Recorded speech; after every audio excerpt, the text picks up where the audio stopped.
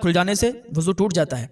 देखिए, सतर खुलने से वज़ू नहीं टूटता है। एक सवाल और है कि टॉयलेट में किबला की तरफ मुंह या पीठ करना कैसा है। देखिए, टॉयलेट जो है हिंदुस्तान में मुसलमानों को चाहिए कि उत्तर दक्षिण की बनाएं, पूरब पश्चिम की ना बनाएं। काबे की तरफ ना पीठ करके बैठें ना चेहरा करके बैठें। जिनके घर में पूरब पश्चिम की टॉयलेट बनी है तो वो अपनी टॉयलेट को संभलवा लें, उत्तर दक्षिण करवा लें।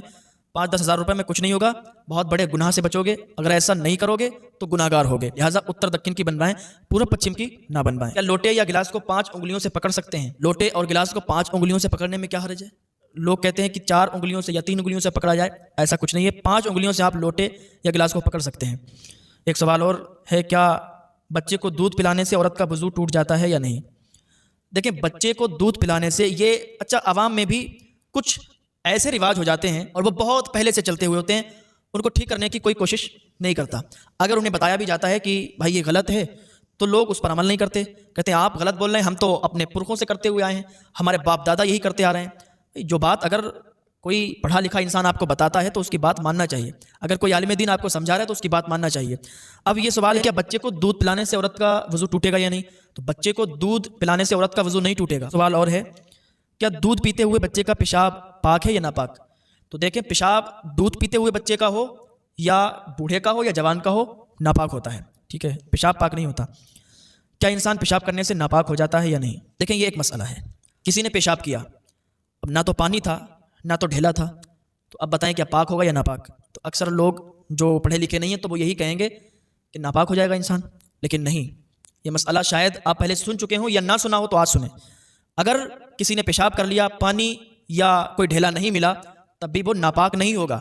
जो भी पेशाब की छींटें, पेशाब के कतरे अगर कपड़े पर लग गए तो कपड़ा नापाक होगा, इंसान नापाक नहीं होगा। इंसान नापाक होता है जिससे एहतलाम वगैरह हो जाए या हम बिस्तरी वगैरह करता है तो उस चीज़ से इंसान नापाक होता है।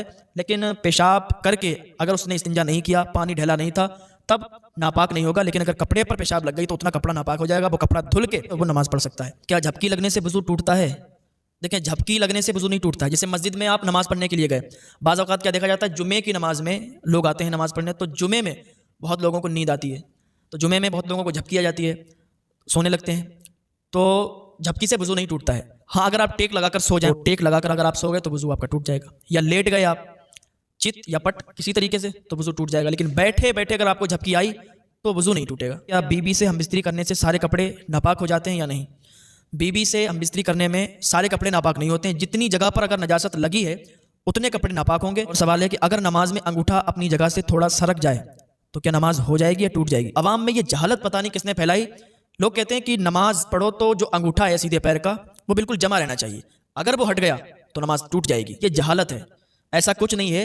अगर आपका अंगूठा हट भी जाए तो नमाज में कोई फर्क नहीं पड़ेगा, नमाज हो जाएगी। क्या नमाजी के आगे से हट सकते हैं? कि एक इंसान नमाज पढ़ रहा है और एक इंसान उससे अगली वाली सफ में बैठा हुआ है। अब पीछे वाला तो नमाज पढ़ रहा है और आगे जो बैठा हुआ है उसकी नमाज मुकम्मल हो गई, अब वो वहां से हटना चाहता है तो क्या करे?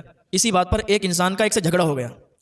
वो साहब नमाज पढ़ रहे थे और उनके आगे जो बैठे थे वो आगे से हट गए और ये नमाज पढ़ते रहे। तो उन्होंने बाद में बड़ा झगड़ा किया कि आप मेरे आगे से हटे क्यों, ये गुनाह है, ये जायज़ नहीं है। तभी तो कहते हैं उलमा से मिलें, उलमा से पूछा करें। कोई मसला आपका फंसा हुआ हो तो आप अपने उलमा से पूछा करें, ये मसला हमें नहीं मालूम है, इसको लिहाजा आप हल करें, तो इंशाल्लाह आपको पता चलेगा कि नमाजी के आगे से हट सकते हैं, गुजर नहीं सकते।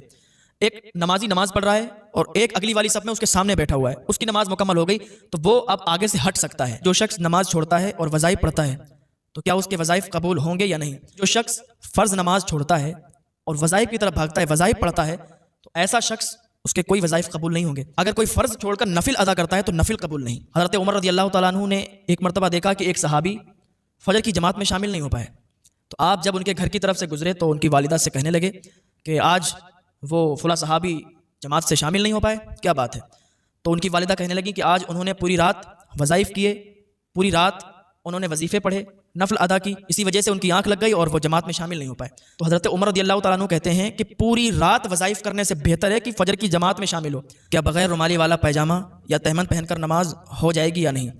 बग़ैर रुमाली वाला अगर पैजामा है उसको पहनकर नमाज हो जाएगी, या तहमद पहनकर कोई नमाज़ पढ़ता है तो उसको पहनकर भी नमाज हो जाएगी।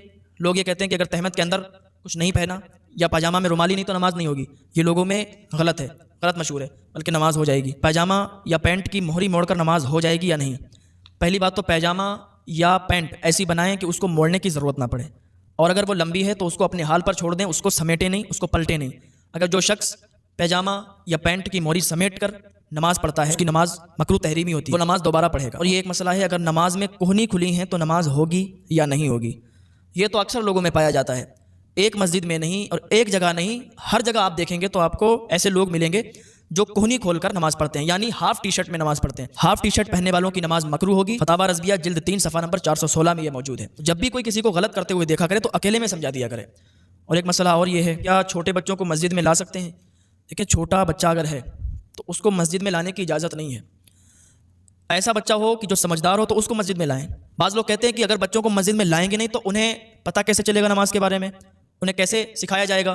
तो हम कहते हैं कि उनको सिखाने के लिए मदारिस बने हुए हैं, मदारिस में सिखाओ, घर पे सिखाओ। कि आका सल्लल्लाहु ताला अलैहि वसल्लम फरमाते हैं कि अपनी मस्जिदों को बचाओ बच्चों से, पागलों से, खरीद